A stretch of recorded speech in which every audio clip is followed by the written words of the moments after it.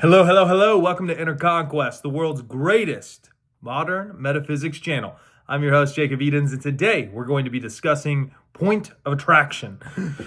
Exciting times! So, when you think about thought process, what you are doing is you are essentially programming your electromagnetic field. If you watched the last video that we spoke about essentially how you have an electromagnetic field around you that magnetizes and coordinates you with people, places, circumstances, and events, and also can be seen as a aspect of you that gets reflected into reality, right? So when we think about internal change, how do we control this reality and make it malleable to what we want it to be, right? That's our entire goal, right? If you play any game at all, how do I win the game? How do I figure out, first off, how the game works, right? And there's lots of different components to the game. I speak purely on metaphysics on this channel, right? So internal engineering, if you will.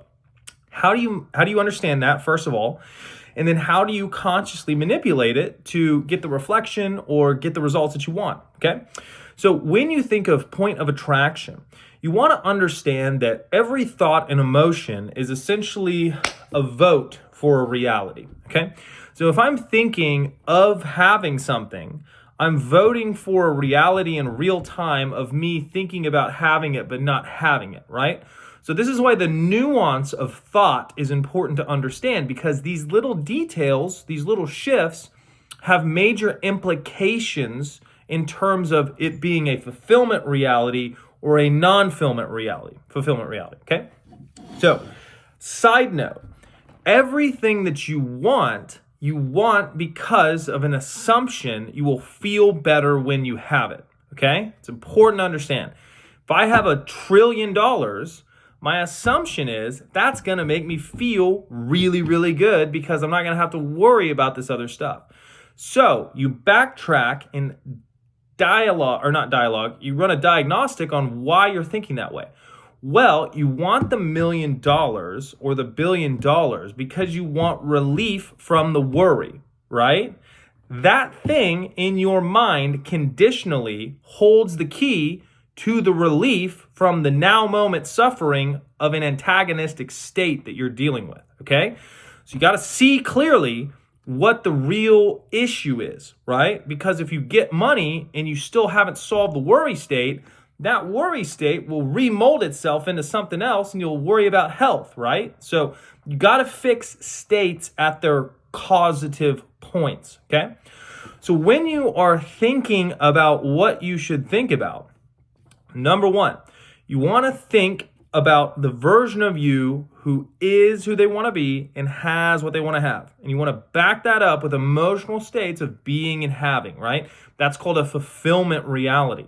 So if I have a reality in which I want grape soda, but I think about where's the grape soda going to come from, how much grape soda is this, I'm thinking of a state. I'm not thinking from a fulfillment state.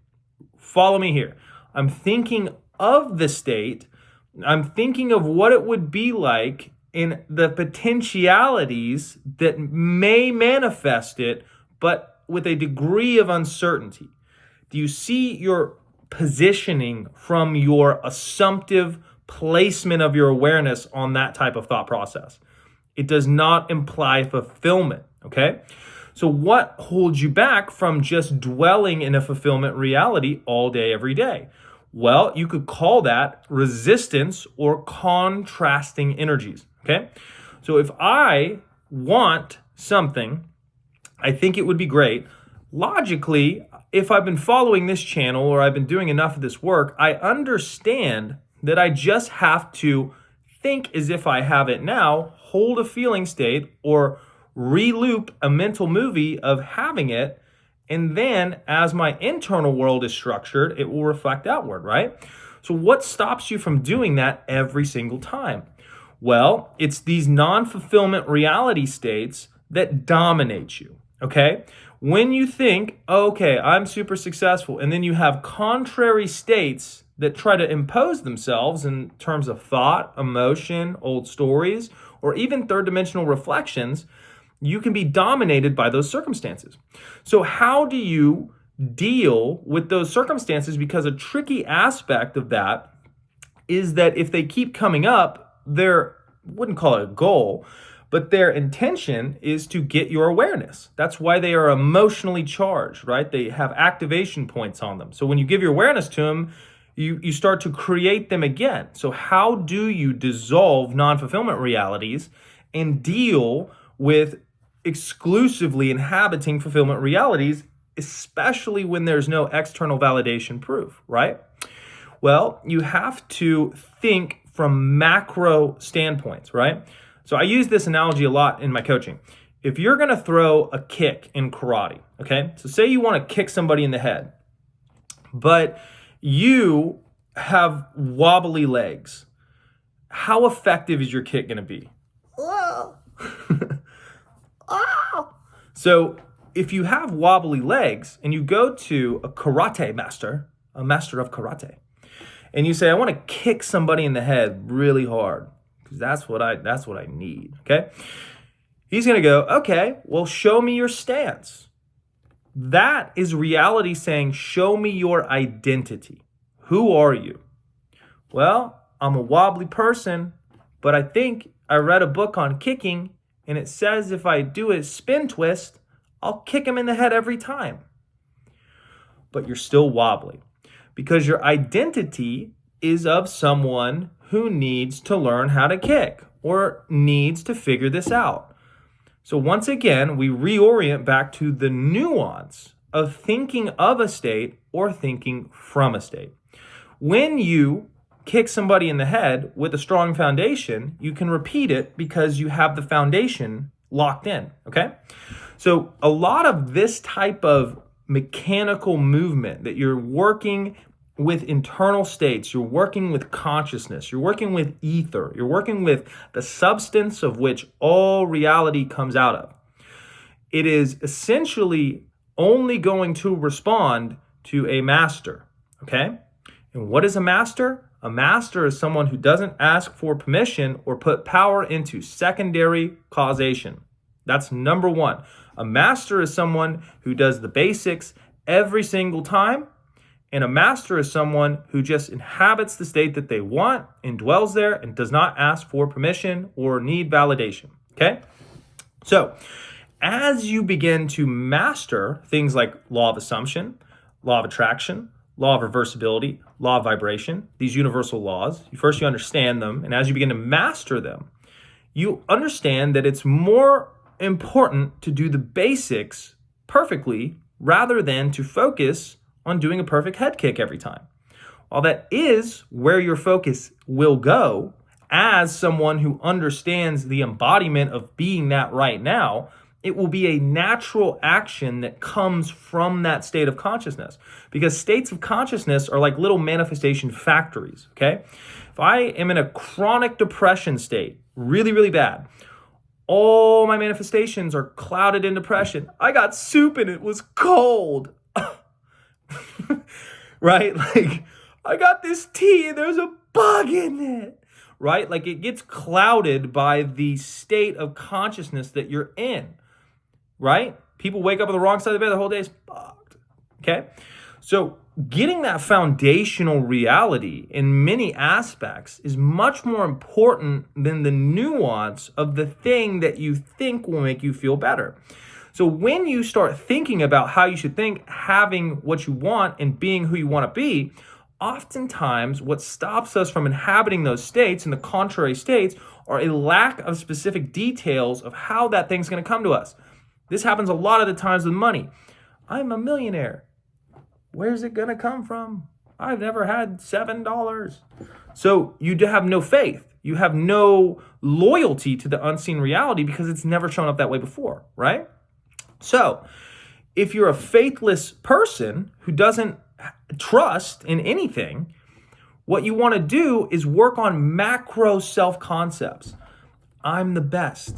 I'm the person who gets everything that he wants. I keep winning. I'm a hyper winner. I'm a hyper successful person. I'm a super magnetic person. I'm an individual who is loving his life. I'm someone who just wins all the time.